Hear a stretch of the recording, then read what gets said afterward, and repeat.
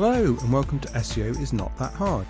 I'm your host, Ed Dawson, the founder of keywordspeopleuse.com, the place to find and organise the questions people ask online. I'm an SEO, developer, affiliate marketer and entrepreneur.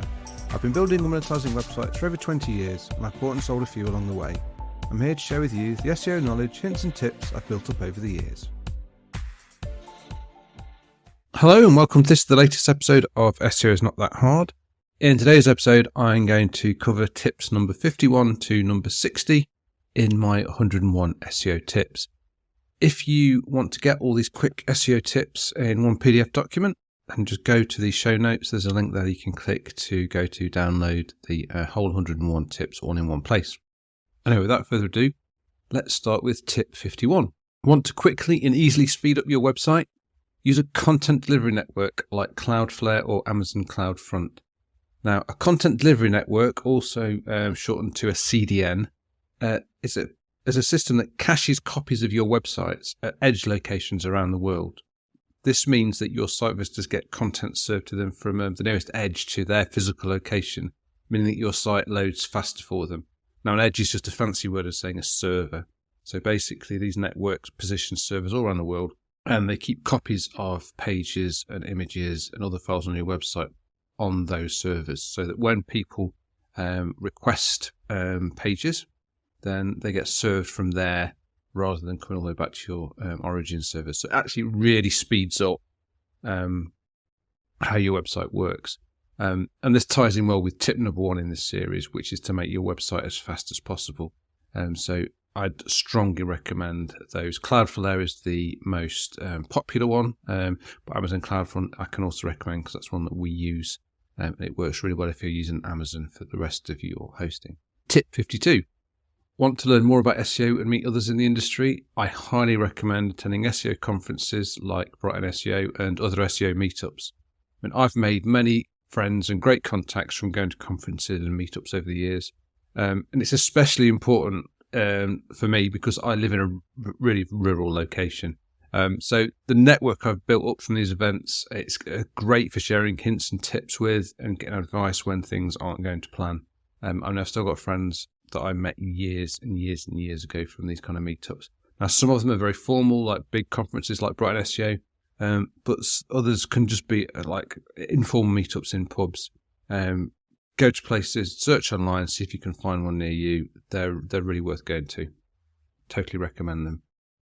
And it doesn't matter what level of SEO you are, you'll find all levels at these places. And it's particularly great, especially if you're new to SEO, because you'll meet people who you can learn from who are that little bit further on from you, and you'll make great contacts doing this.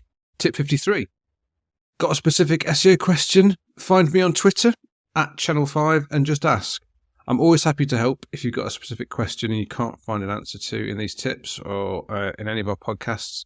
Don't be afraid to get in touch. I don't bite. So yeah, my Twitter handle is Channel5. It's a very long story as to why it's Channel5, but that's been a name I've used online for many, many years. So it's @Channel5. Get hold of me, ask me any questions, or email me. You can email me at podcast@seoisnotthathard.com. Actually, no, that's not the right one. It's podcast@keywordspeopleuse.com if you want to get in touch with me via email. So tip 54. Got a manual penalty from Google? This means you've done something against their terms of service and have been manually penalised. It can be very difficult to get this penalty removed. Now, it's difficult, but not impossible. You can request that a manual penalty is removed by submitting a reconsideration request via the Google Search Console. You're more likely to be successful if you've made changes to your site so you're no longer in violation of Google's rules, and you're also open and honest about what you've done and what you did wrong, and also what you've done to sort out the problem when you make a request.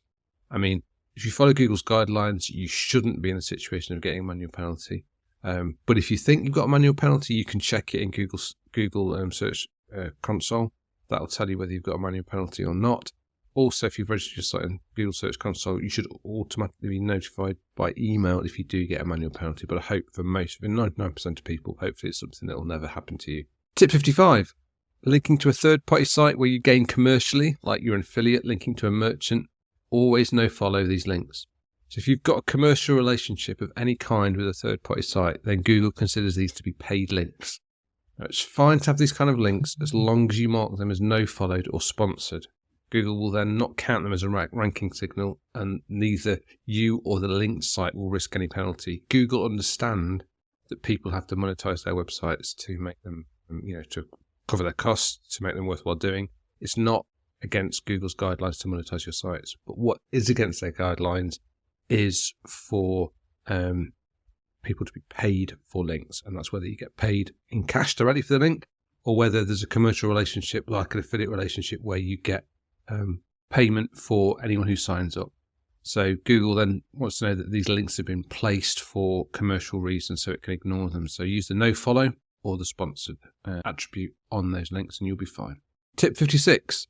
Want to find out how many sites are linking to your site or any site? Use the Ahrefs backlink checker to find out. It's good practice to keep an eye on who is linking to your website. It helps to see what kind of content is attracting backlinks to your site and what types of pages and content are attracting links. You can look for patterns in the types of sites that are linking to you. So if you discover lots of property sites linking to you, for example, then this could give you good ideas for the type of sites to outreach to if you're trying to get links by outreaching. So that's just the Ahrefs free backlink checker. Just Google Ahrefs free backlink checker and you'll find the link there, and they'll give you the top 1,000 links and tell you what the DR of the site and all those kind of metrics. It's really useful for looking to backlink and is absolutely free. Tip: Google doesn't use meta keywords, so don't waste your time on them. Simple as that.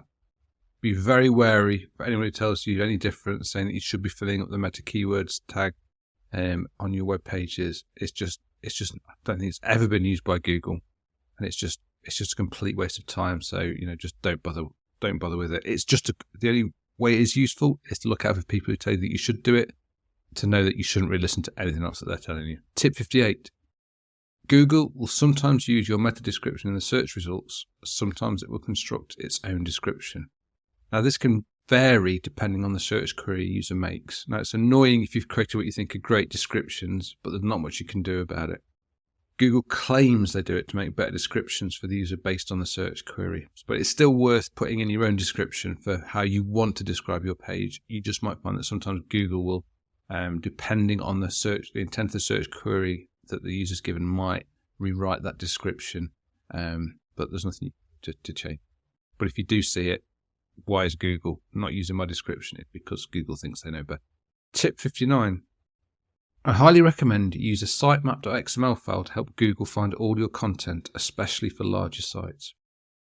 Now, a sitemap.xml is a special type of page for your site, and it should contain the URL of every page on your site that you'd like Google to index. You should link to your sitemap.xml from your robots.txt file, and you can also upload it to Google Search Console, and that's my preferred method if I'm launching a new site, to actually upload a sitemap.xml through Google Search Console to specifically say to Google, these are all the pages that I want you to index. You can create these by hand, or there's plenty of tools that'll create sitemap.xmls for you. Just do a Google how to create a sitemap.xml. You'll find loads of tutorials on how to do it, but it's really, really useful. And then finally, tip 60, make sure your site is responsive so it renders well on devices of all different sizes. Now, this is so that your site will work well on small screens like mobile phones and tablets, as well as on desktop screens. Google will render your site on different screen sizes to test how it performs before deciding how to index and rank it. But by default now, Google will always look at the mobile version first. They know that most people now access the internet on their phones.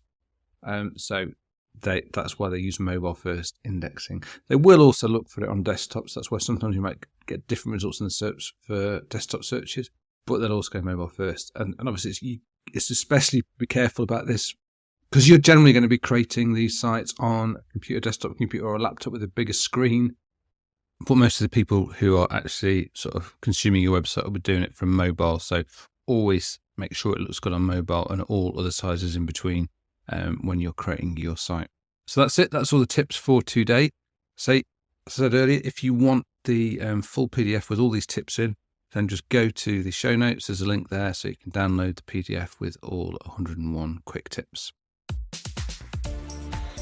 Thanks for being a listener. I really appreciate it. Please subscribe and share. It really helps.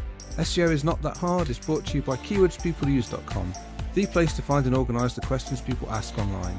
See why thousands of people use us every day. Try it today for free at keywordspeopleuse.com. To get an instant hit of more SEO tips, then find the link to download a free copy of my 101 quick SEO tips in the show notes of today's episode.